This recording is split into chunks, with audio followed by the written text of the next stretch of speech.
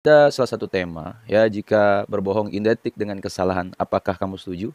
Kalau saya sendiri kurang setuju. Shift your knowledge. Allahumma salli ala Muhammad. Assalamualaikum. Alhamdulillah Rabbil Alamin. Hamdan yuwafi ni'amahu wa yukafi mazidah.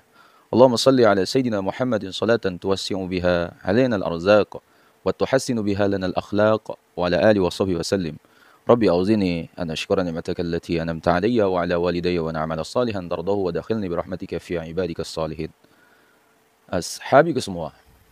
Ya, seperti yang telah kita ketahui, anime One Piece sangat banyak disukai oleh kalangan anak muda, bahkan bapak-bapak. Karena dari anime One Piece kita tahu apa itu politik, pertemanan, dan kepedulian tanpa memandang siapa dia. Nah, sahabatku semua, ada salah satu tema, ya jika berbohong identik dengan kesalahan, apakah kamu setuju? Kalau saya sendiri kurang setuju, karena melihat apa yang dilakukan Usopp dalam anime One Piece. Berbohong itu tidak selamanya salah, sahabatku semua. Karena berbohong bisa dilakukan asal untuk kebaikan. Rasulullah SAW itu pernah mengatakan, La yahillul kadhibu illa fi thalathin. Yuhaddisur rajulu amratahu liyardiyaha wal kadhibu fil hazabi wal kadhibu liyusliha bainan nas. Tidak halal berbohong kecuali dalam 3 keadaan. Seorang suami berbicara kepada istrinya untuk menyenangkannya, berbohong dalam peperangan, dan berbohong untuk mendamaikan antara manusia. Ini dalam hadis riwayat Imam Tirmizi. Contohnya, jika ada seorang preman di tempat kalian yang ingin sekali membunuh salah satu tetangga kalian, ya, kemudian ia bertanya kepada kalian, di mana rumah orang tersebut? Gitu kan? Kamu bisa berbohong dengan mengatakan, saya tidak tahu orang itu. Mungkin Anda salah tempat. Meskipun kalian mengetahuinya, alangkah baiknya kalian tidak mengatakannya, karena itu merupakan hal baik yang dapat mencegah hal buruk terjadi. Nah, dalam anime One Piece, ya di episode awal, itu karakter Usopp diperkenalkan. Ia dikenal dengan orang yang selalu berbohong. Ia sering menceritakan kisah-kisah yang belum ia alami. Seperti menceritakan kisah bahwa ia merupakan seorang bajak laut hebat kepada nona kaya.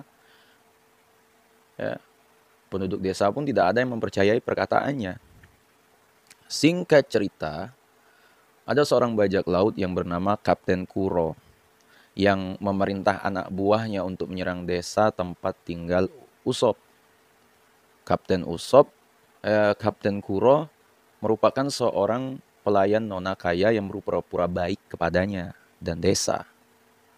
Nah, di balik kebaikannya itu, ya, ia merencanakan untuk menghancurkan desa tersebut dan mendapatkan semua kekayaan milik nona kaya. Rencana itu ia rancang selama 3 tahun, di mana ia berpura-pura baik, ya, untuk melaksanakan rencananya tersebut. Singkat cerita, God Usopp mengetahui rencana tersebut. Kemudian Usopp memberitahukan kepada nona kaya dan seluruh penduduk desa untuk meninggalkan desa tersebut. Namun, perkataannya tidak diperdulikan oleh penduduk desa dan nona kaya. Ya, warga desa menganggap bahwa ia sedang berbohong. Usopp sangat sedih, ya, hanya karena ia sering berbicara kebohongan, ya. Ia begitu tidak dipercayai oleh warganya sendiri. Bukan tanpa sebab, Usopp selalu membuat cerita seperti itu. Hal itu ia lakukan semata-mata ya untuk menghibur nona kaya yang ditinggal mati oleh ayahnya. Bayangkan, ada yang perhatian ya kepada nona kaya tersebut. Ya, nona kaya sangat terpuruk melihat hal itu. Usopp tahu bagaimana rasanya, ya karena ia juga pernah ditinggalkan seorang yang ia sayangi, yakni ibunya. Mana ayahnya Yasop juga ninggalin Usopp. Ya. Usopp selalu membuat cerita kebohongan yang tujuannya untuk menghibur nona kaya, dan terbukti omongannya bisa menghibur nona kaya. Ia juga melakukan itu semata-mata untuk menghibur dirinya yang kesepian. Singkat waktu, ya Kapten Kuro dan para anak buahnya menyerang desa. Usopp, Zoro, dan Luffy berusaha untuk menghentikannya. Usopp Ya, kita sama-sama tahu babak belur ya, menjadi bulan-bulanan Kapten Kuro yang terus menghajarnya gitu. Singkat cerita, pertempuran dimenangkan oleh Usop. Ya, ketika Nona Kaya ingin memberitahukan ke warga desa bahwa Usop tidak berbohong, Usop menolaknya. Usop berkata, percuma saja kau memberitahukan warga desa, karena mereka pasti menganggap bahwa aku sedang membuat kebohongan baru. Ashabiku semua, Usop ya tidak penting dan tidak memerlukan pengakuan warga. Yang terpenting baginya desa tidak terjadi apa-apa. Sikap luar biasa yang ditunjukkan oleh Usop ya seolah-olah mengajarkan kepada kita bahwa kebaikan tidak perlu ada pengakuan. Seperti yang dikatakan oleh Al-Imam Ali bin Abi Thalib karamallahu wajhah, tidak perlu menjelaskan tentang dirimu kepada siapapun, karena yang menyukaimu tidak butuh itu, dan yang membencimu tidak akan percaya itu. Sahabiku semua, kesempurnaan hanya milik Allah Subhanahu wa taala. Tidak semua kebaikan akan dipandang baik dan tidak semua perbuatan buruk dinilai buruk. Apapun yang dikerjakan seseorang, selalu ada saja pandangan negatif yang diarahkan. Ya, terlebih kalau sudah menjelang tahun-tahun politik, ya terkadang apapun yang dilakukan seseorang termasuk oleh seorang kandidat kepala daerah, ya selalu ada saja perihal yang dinilai tidak benar. Ya, memenuhi keinginan tiap orang tak mungkin dapat dilakukan. Akan tetapi memenuhi sebagian keinginan yang menjadi utama atau prioritas, ya sudah tentu menjadi pilihan yang paling memungkinkan. Asabiku semua, saya akan coba berikan perumpamaan dengan sudut pandang objektif. Seorang pemimpin kepala daerah, calon kandidat, menjamu para tokoh di sebuah rumah makan. Ya, sebuah tindakan yang bertujuan untuk menghormati atau memuliakan. Tetapi orang lain mungkin saja menilai itu sebuah bentuk eksklusivitas ya, atau pamer keberadaan terhadap satu kelompok. Sebaliknya, ketika calon pemimpin, calon kepala daerah tersebut mengundang para tokoh bersama masyarakat biasa dalam pertemuan yang sederhana atau di warung pojok, lagi-lagi orang lain ya biasa saja akan menilai bahwa perbuatan itu hanya diada-ada, kelihatan sederhana, ya bagian dari sebuah langkah ya pencitraan. Dalam mengamati dua perumpamaan tersebut saya teringat ya kisah inspiratif yang diabadikan dalam Al-Qur'anul Karim yang dimana tentang kisah Luqmanul Hakim dengan putranya.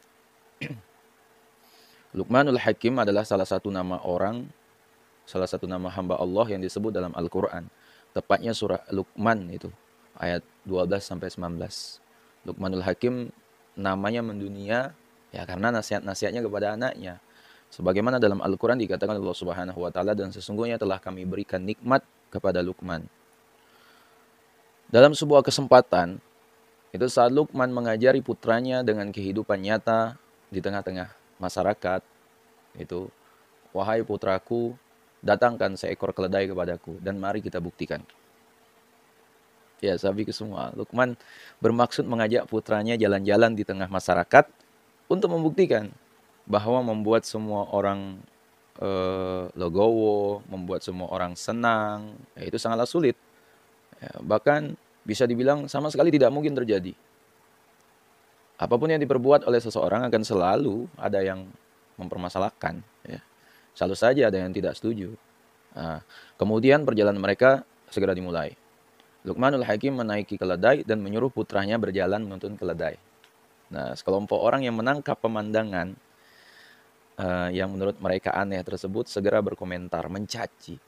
Anak kecil itu menuntun keledai, sedangkan orang tuanya, ayahnya duduk nyaman di atas keledai. Alangkah congkak dan sombongnya orang tua itu, ayahnya itu. Luqman pun berkata, putraku, coba dengar apa yang mereka katakan. Luqman lalu bergantian dengan putranya. Kini giliran Luqman yang menuntun keledai dan putranya naik di atasnya. Mereka melanjutkan perjalanan hingga bertemu sekelompok orang. Tak pelak, sahabatku semua, orang-orang pun segera angkat bicara setelah menangkap pemandangan yang tak nyaman di mata mereka. Lihatlah, anak kecil itu menaiki keledai, ya sementara ayahnya, orang tuanya itu malah berjalan kaki menuntunnya. Sungguh alangkah buruknya akhlak anak itu. Luqman kemudian berkata kepada putranya, "Anakku, dengarlah apa yang mereka katakan." Ashabi semua, mereka berdua melanjutkan perjalanan. Ya, kali ini keduanya menaiki keledai mungil itu. Mereka berdua terus berjalan hingga melewati sekelompok orang yang duduk-duduk di pinggir jalan. Lagi-lagi mereka unjuk gigi saat melihat Luqman dan putranya. Dua orang itu naik keledai berboncengan. Padahal mereka tidak sedang sakit. Mereka mampu berjalan kaki. Ah, betapa mereka tak tahu kasihan pada hewan. Sindir seseorang yang melihat Luqman. Lihatlah apa yang mereka katakan, wahai putraku. Luqman kembali menasihati putranya. Ya, tanpa menghiraukan caci maki orang-orang itu. Luqman dan putranya kembali melanjutkan perjalanan. Terakhir kali mereka berjalan kaki bersama, ya sambil menuntun keledai. Subhanallah, lihat, dua orang itu menuntun keledai bersama, padahal keledai itu sehat dan kuat. Kenapa mereka tidak menaikinya saja? Betapa bodohnya mereka. Dengarlah apa yang mereka katakan. Bukankah telah aku katakan padamu, lakukan apa yang bermanfaat bagimu, dan jangan kau hiraukan orang lain. Aku harap kau bisa mengambil pelajaran dari perjalanan ini, kata Luqman mengakhiri perjalanan bersama putranya. Ashabi semua, dari kisah di atas, ya, dari kisah ini, ya, kita dapat menyimpulkan terkadang kebaikan-kebaikan yang sudah kita lakukan tidak membutuhkan penilaian orang lain. Hal terpenting, parameter yang paling mudah untuk mengerjakan sebuah kebaikan, ya, antara lain mengerjakan kebaikan yang bermanfaat bagi semua orang, dan jangan hiraukan penilaian orang lain. Karena Allah Subhanahu wa taala lebih Maha mengetahui mana yang baik dan mana yang buruk. Nah, ashabiku semua, itulah ya pelajaran untuk kita pada hari ini. Yang pertama, ya, dari Usopp, dari anime One Piece, ya, tidak selamanya bohong itu ya buruk. Terkadang ada beberapa hal demi kebaikan kita wajib berbohong. Dan juga setiap segala perkara kehidupan, ya, tidak perlu pengakuan dari orang lain. Selagi itu baik, teruskanlah dan teruslah berjuang. Fastabiqul khairat. Berlomba-lombalah kalian dalam kebaikan. Ashabiku semua, mungkin itulah video kita pada hari ini. Dan jangan lupa, apabila video ini bermanfaat, jangan lupa share kepada orang-orang yang kita cintai. Wallahu a'lam. Wassalamualaikum warahmatullahi wabarakatuh.